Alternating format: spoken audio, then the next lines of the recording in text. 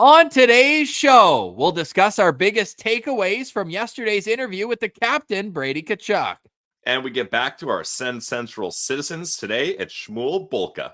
We get into a lot of historic Sens fandom with him and more on today's Locked On Sens. I'm Jake Sanderson. I'm Tim Stützle, and you're listening to the Locked On Senators podcast.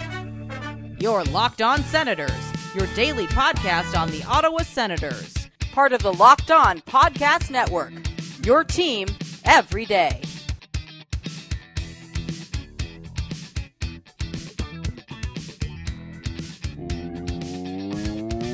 Welcome! You are locked on to the Ottawa Senators, the only daily podcast covering the Sens. On the outskirts of enemy territory, I'm Ross Levitan, alongside Brandon Piller up in the Blue Mountains. Today's episode is brought to you by FanDuel. Make every moment more. This summer, FanDuel is hooking up all customers with a boost or a bonus daily. That's right, there's something for everyone every day, all summer long. Visit FanDuel.com to get started. You can also follow the show on social media. We're at SensCentral on Twitter. You can find us everywhere you get podcasts, including on YouTube, where we say hello. Thank you for subscribing, liking the show, and leaving a comment below. Today is Thursday, July 25th, and Pilsy, that was fantastic yesterday. We appreciate all the feedback, and there's still time to get into the SensCentral giveaway. 2 Brady Tkachuk jerseys are up for grabs. Just head over to Twitter at SensCentral and retweet yesterday's podcast. I will be doing a randomized draw later this afternoon. You didn't wait for the results, though, Pilsy. You ran right to Adidas and got yourself one. I mean, after an awesome interview like that from Brady Tkachuk, I don't have a Brady Tkachuk jersey. I don't have the Sens 2D white. I got it now. It's on the way. So you'll love to see that. But yeah, for everyone that tuned in to yesterday's episode, we thank you. If you haven't yet, I'll just go ahead and say it, Ross. Must watch LOSP episode. Brady Tkachuk, the captain, he gave us 35 minutes, and it didn't seem like he was kind of guarded media hockey player type guy with his answers, right? He seemed open. He was giving us lots of good stories, so it was an absolute blast. What was your biggest takeaway from the conversation? Well, it's got to be the most emphatic answer was him addressing the rumors in the offseason and saying, look, there's no truth to that at all. Shut it down completely. He reminded everyone that he wants to finish what he started and he wants to bring a cup back to Ottawa. So just, we all knew that. I don't think any Sens fan actually doubted that, Ross. I think it just, when you see it said by him himself on our show, you can put it to rest. That's it. Anytime there's any other big media outlet or person on Twitter that decides to bring it up, don't even click on that clickbait garbage because you heard it here. You heard it from the horse's mouth, the moose's mouth, that Brady Tkachuk not only wants to win in Ottawa, but right in his first answer, when I said, how fast is time flying by? He immediately said, look, Ottawa feels like home. And I think those are one great sentence. I don't think that's 3 words, but it's one great sentence to have. 4 words. Okay, I was close. You're close. Close. Not math guys here. When it comes to commitment to defense, I thought that stood out as well. He's like, look, those offensive numbers are great, but what if I was able to, isn't it Wes Walls back in the day where the head coach, Jacques Lemaire, used to say he's a 40 goal scorer because he'd score 20 and keep 20 out of his own net? Yeah. I mean, hey, that's important. The hockey analytic nerds are going to be mad that the first thing he focused on was plus minus, but that's okay. Well, hey, it's a pretty simple solution because you know that the power play has to be better this year. There's no 2 ways around that. But at 5-on-5, I mean, yeah, I'd love for him to be on for more goals for than goals against at 5-on-5. So yeah, pump that plus minus. Let's do it. Why not? I'm down. Another big takeaway for me is you can understand why this guy is the leader of this team and has been at such a young age. Like Ross, when he started talking about his teammates, you can tell this is a guy that gets it. He has the respect for G, but also likes to give it back to him. When they were talking about power play points, I'm sure there was a back and forth discussion there. Go ahead. By the way, Giroux is first in power play points from 2010 to 2020. So in the 2010s, because I said yesterday on the show, he was second on that list from now since 2010. Ovechkin is first with 6 points more, but he is first. So I'm assuming that's the stat that found its way to Brady's inbox. Probably. Yeah. When he talks about Ridley, and then I especially liked it when he talked about Shane Pinto. He said, look, that suspension was really hard on Shane, but we had his back the entire time. And I'm hopefully Pinner knows this. I'm sure he does. But for Brady to be impressed, like, it was so amazing how he came back, good spirits, jumped right into the game, was getting points right away. Like, everyone kind of expected it was going to take him a bit, but Brady really pumped Pinto's tires, being like, he worked hard during that time off, and he came into the season when he was able to, ready to go. So you can tell that these guys are a team, and Brady is their leader. And they want to go into next season prepared, ready. However, Brady is an expecting father and dropped the news that he might have to miss a couple days of training camp. His wife's too far along to travel. She's going to be staying at home in New Jersey. So, of course, you understand the family element, and it is the right decision. But do you think that's going to affect anything if it ends up being close to October 8th, October 10th? You have to be real late for that. I don't think Brady's in jeopardy of missing any regular season games, but it is going to throw a bit of a, spin zone. This is going to be one of those moments we talked about earlier on defense. Remember, where it's like, do you get a young guy up? That might be the perfect opportunity to place hold that spot of Brady on the top line and be like, oh, Stapchuk, you're having a good camp. Can you play wing? Let's see how you look on Timmy's wing for a minute, or on Josh's wing, or whoever has earned that opportunity through the first couple of days of camp to get a little chance up there. And I'm not concerned about that at all, Ross. I mean, we saw one season where Brady missed the entirety of training camp, the preseason, without a contract, right? And it wasn't really detrimental to his play overall in the season. So not worried about that. We know it's going to come with the new baby bump. I'm feeling a hot start from the captain offensively. Yes. You could say he's loaded with ammo, which, by the way, is the most elite nickname that dropped yesterday. Michael Amadio. Like, you could put a little Italian on them. It's me, Amadio. But ammo, like, that's a nails nickname. Yeah, and he just snuck it in there. I think both of us were like, wait, what? Ammo? Oh, Amadio. Okay. That's awesome. Final note for me on the Brady Tkachuk interview. Again, thanks for all the great support and sharing the interview. It really does help grow the show, and it gives us more opportunities to get these big name guests. And yes. I think a big theme in the replies is people appreciate how it's, for fans by fans, but at the same time, we do kind of make sure we're not asking the cliche questions or fanboying either. It's kind of a nice mix of what the fans want to hear, but in a nice, relaxed conversation. That was our goal, at least. And I hope it came across the way that some people have given us the feedback that it has. But man, the Ullmark situation, it was already funny knowing it happened 15 minutes before Game 7, his brother in the Stanley Cup final. What a leader. He's like, hey, I got to text the team services guy ASAP before things could get out of hand, which they did. Well, when you acquire a Vezina winning goalie, the reigning at the time Vezina winning goalie, you got to reach out. So I love that. Ross, are we going to do the giveaway winner on the show? Are we able to do that after? Nope. On Twitter, we got some locked on higher up things with giveaways. I think we're going to make this a SensCentral giveaway. I mean, it's out of our pocket. We're buying these jerseys for the people. So we're going to do that specifically on Twitter. Spreading the good word of Brady. I will tag the winners as well as DM them, and I'll put out the randomizer as well, because there's no funny business going on. We want to make sure these 2 Brady Tkachuk jerseys, we'll let you know what sizes are available in white or black, but a Brady Tkachuk jersey is coming the way of 2 citizens. And we've got a citizen wearing a Brady Tkachuk jersey on the other side. I'm not teasing who or when, but I just want to say, in the famous words of Belichick, we're on to Cincinnati. We're already on to our next big guest. We're hoping to announce that in the next few days. However, we do have lots of great content coming up. We're expecting it to be Igor Sokolov tomorrow. But if we catch the big fish, Igor, we might have to send you to Utah for the weekend. And if we catch the big fish, the Shark's going to have to wait. Can't get any better than that. You're listening to Locked On Senators, your team every day. Today's episode is brought to you by our friends over at FanDuel. FanDuel is the official online sportsbook of the Locked On Podcast Network. I love sports. Ross loves sports. You all love sports. And I don't ever want them to stop. Summertime, usually things slow down. No NBA, no NHL. You get fewer games. But FanDuel lets me keep the sports going whenever I want.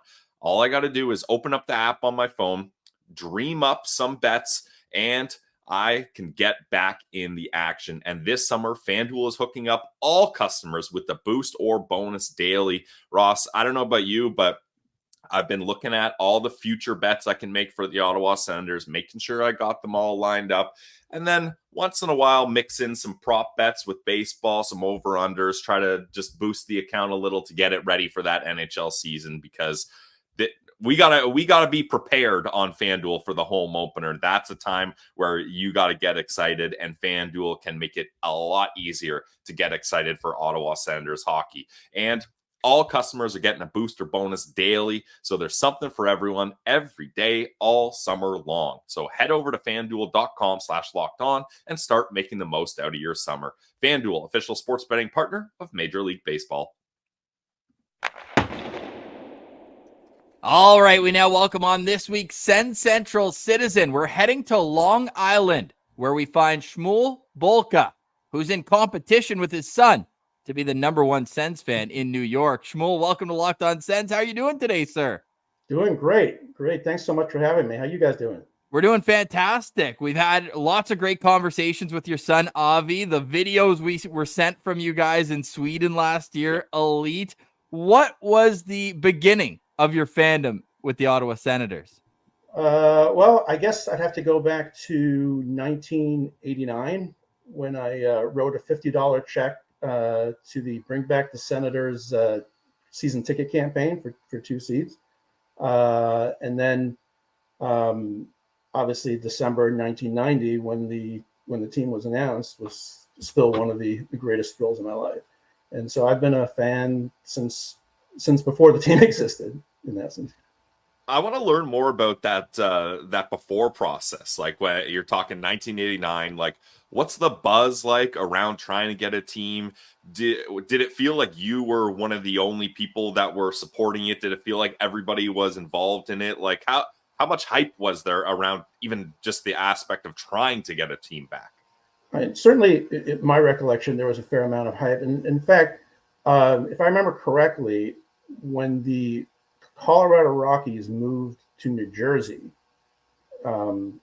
fact check me on this, but I'm pretty sure that there was some contemplation at that point that maybe they would move to Ottawa. So that wasn't the first time I'd heard about a team moving to Ottawa.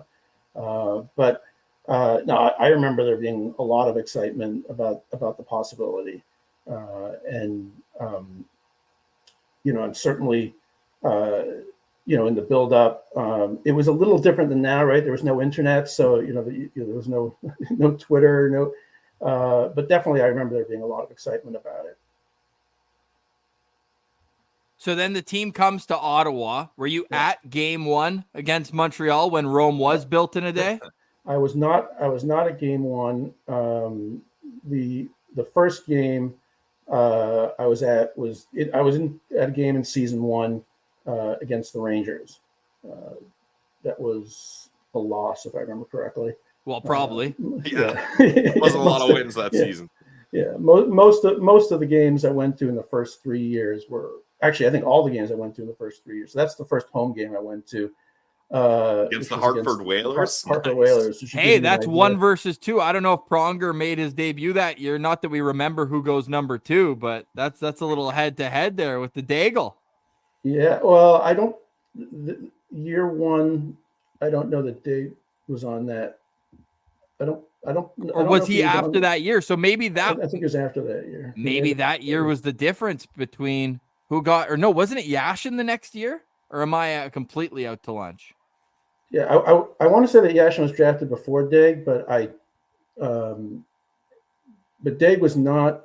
Oh, so you're saying, so the draft afterwards? Yes, that may have been fact. That could have decided. Yeah. And you're right. Yashin was 92. Dag was 93. Now I was testing you there. Shmuel. You nailed it. So when did, obviously you put in the deposit? You're the kind of guy who was excited that Ottawa was getting a team. Was it love at first sight, or have you kind of progressively gotten more and more hardcore as time went on? Well, it was definitely literally love at first sight. I remember the day that the team was announced in December, and I had a date that night with the woman who ended up being my wife. Okay. And we knew each other for maybe 5 or 6 weeks, and I was so excited that I got her flowers. And if we talk about it today, and we talk because I talk about it every now and then, she goes, "Oh yeah, that was the day I got flowers." So maybe that was. But yeah, I would say it's interesting because in a lot of my I'm a pretty big sports fan generally. There's pretty much no sport that I wouldn't go to. I went to the Ireland-Canada cricket match here last month. So there's, I'll watch anything pretty much, but with the Senators, it's weird that my passion has actually probably increased over the years. It's just very personal for me. Obviously, having been born in Ottawa, lived there, as a kid, Ottawa is the only, with all due respect to the Red Blacks, the only real professional team that Ottawa has. I guess that's true about most, other than Toronto, the other Canadian franchises. But I would say that my passion has only increased. Now, before the Sens came, did you have another team, or was it there was a open spot to get your fandom with the Sens? Yeah, so I was an Edmonton Oiler fan because they had this kid named Gretzky on that Makes team. sense. And 80s, yeah. Yeah, it was kind of fun to watch. I didn't hate the Leafs. I did strongly dislike the Canadians because everybody in Ottawa pretty much was a Montreal Canadiens fan. I just found it irritating. So, nauseating. Yeah, I would say, you can say it. Yeah, it was. But yeah, definitely more of an Edmonton fan until Ottawa came along. But I bet you didn't have any Edmonton Oilers license plates. And how long have you been driving around New York? If you're watching on YouTube, you can see that the license plates on the bulk of family vehicles are Sens fan and Sens fan 2. You're definitely the only people in New York with anything similar to that. Where did the idea come from, and how long have you been driving around with those things? So Sens fan is probably over 20 years. And then to give you an idea how old this other car is. So about 2 years later, we were discussing, my wife was going to get a new car. And I'm like, I don't really want to get a minivan. And I'm like, okay, how about we get a minivan, but we put Sens Fan 2 on it. And she's like, okay, fine. That's cool. So that's been about 18 years. Although, interestingly, when I got Sens Fan 2, I actually wanted Sens Fan 1, and it was taken. Oh. And I was thinking, how did that be taken? And then probably like 10 years ago, my father was here from Ottawa, and I was taken to the airport at LaGuardia, dropping him off. And the car in front of me was Sens Fan 1. I couldn't believe it. So I found it. So I don't remember who it was, but it does, or at least it did exist. That is so funny. So You're following the team from afar. Is that difficult, or have you gotten used to it? What's your daily routine in checking in with the Sens? So right now it's really not that hard.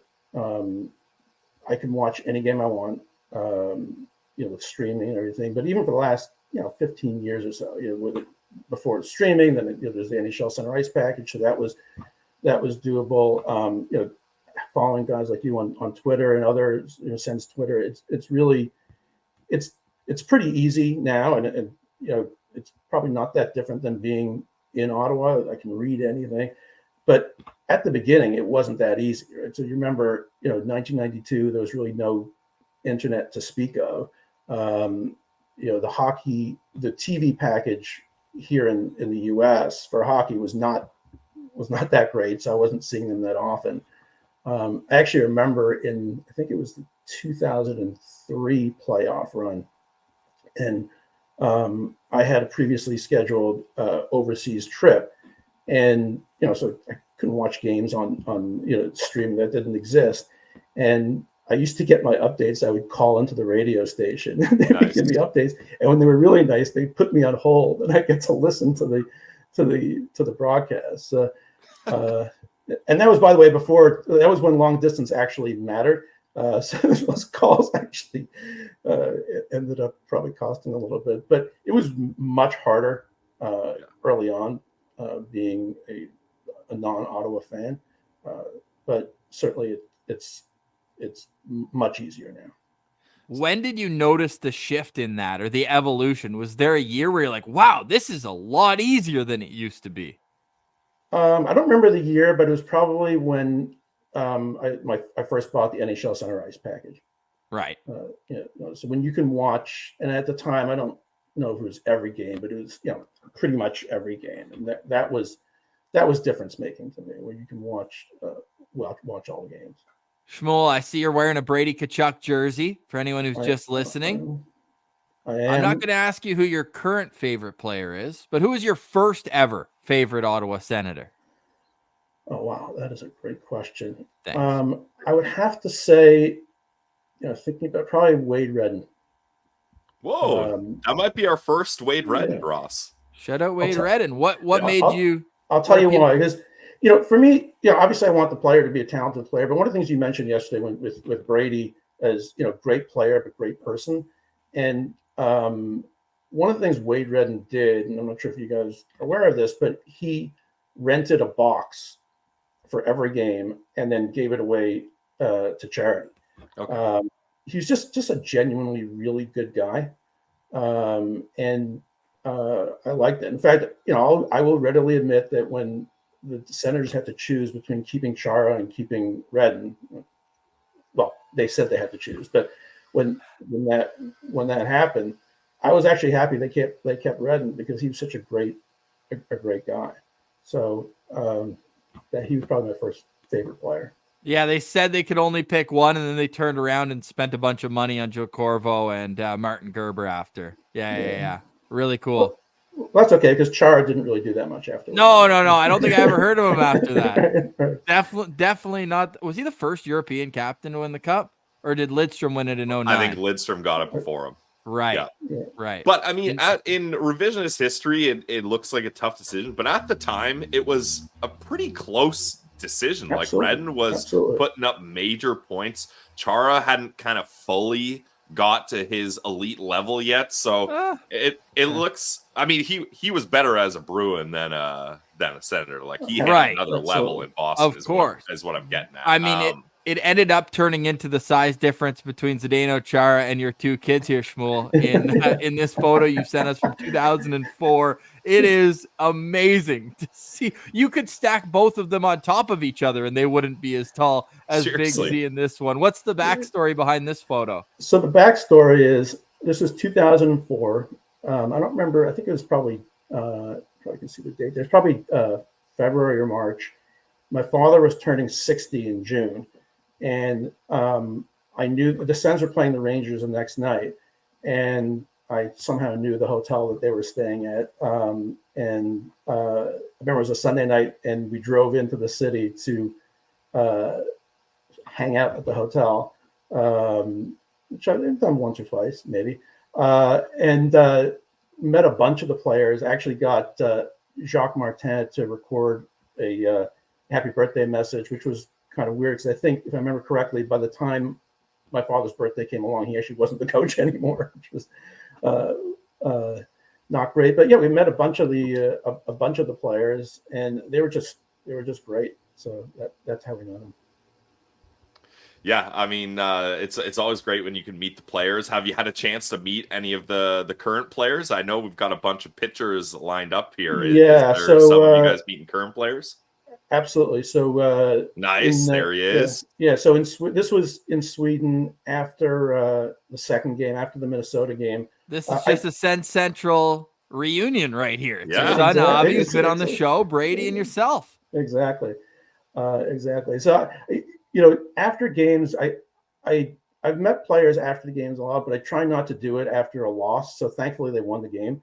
So Avi and I jumped on train and got to the hotel a little bit before they got there, and so they're coming off the bus, and so we met we met Brady, we met Claude Giroux, we met a bunch of, we met Alfredson, Daniel Alfredson, which was great. It was funny. We said to him, congratulations, 2-0, because you remember he was behind the bench in Sweden, like 2-0 as a head coach. He's like, I didn't do anything. So he was brutally honest. But yeah, so we met met Michael Anlauer. This was This is the greatest photo.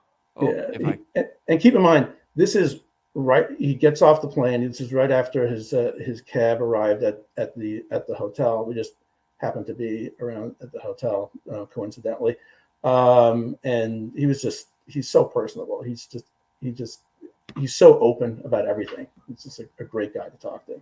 Dude, this one belongs on the mantle. This is a great photo right here. Absolutely. The boys. Awesome radio. Shmuel, let's get into the team itself right now. Okay. How do you feel about the off season, and what are your expectations going into 2024-25? So I'm glad we're talking about this now and not a month ago, because I tend to sort of analyze every single move. Okay, this one I like, this one I didn't like. But if I'm honest with myself, I said, look, going into the off season, there was one priority, and everything else was secondary after that, and that was fixing the goaltending, right? And I try not to judge trades with hindsight, because that's not fair. And so I'll go on record now saying I love the trade. I don't care if Korpisalo has a great year. I love the trade. First of all, I love Ullmark. He just seems like not only a great goalie, but a great guy. And getting rid of that contract is unbelievable. So, I think everything else is sort of a lot less relevant for sure.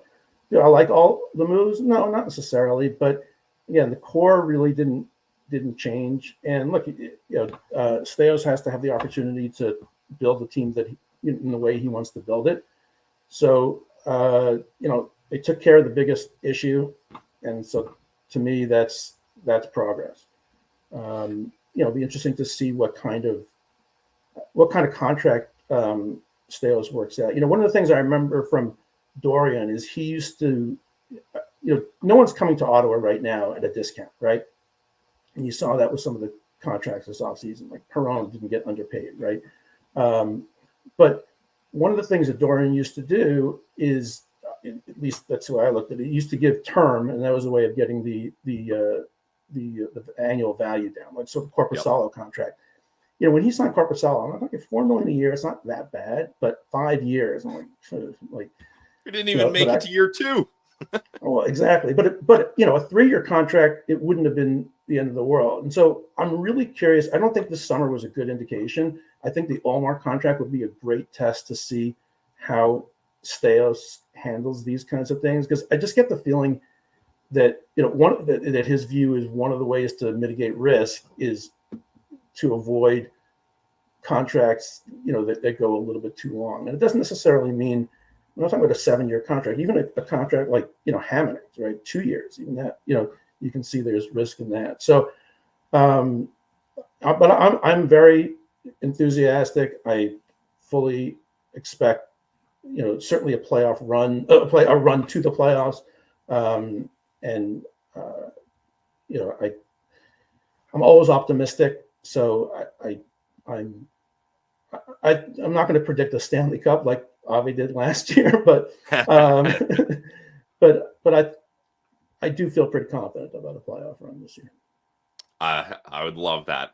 Final question for me here, Shmuel. Thanks so much for your time. We love doing our SensCentral Citizens. Hey, love the slideshow too. This is the first time we've done that in a while. Yeah, it's nice having the visuals for people listening. Definitely check this episode out on YouTube so you can see the pics.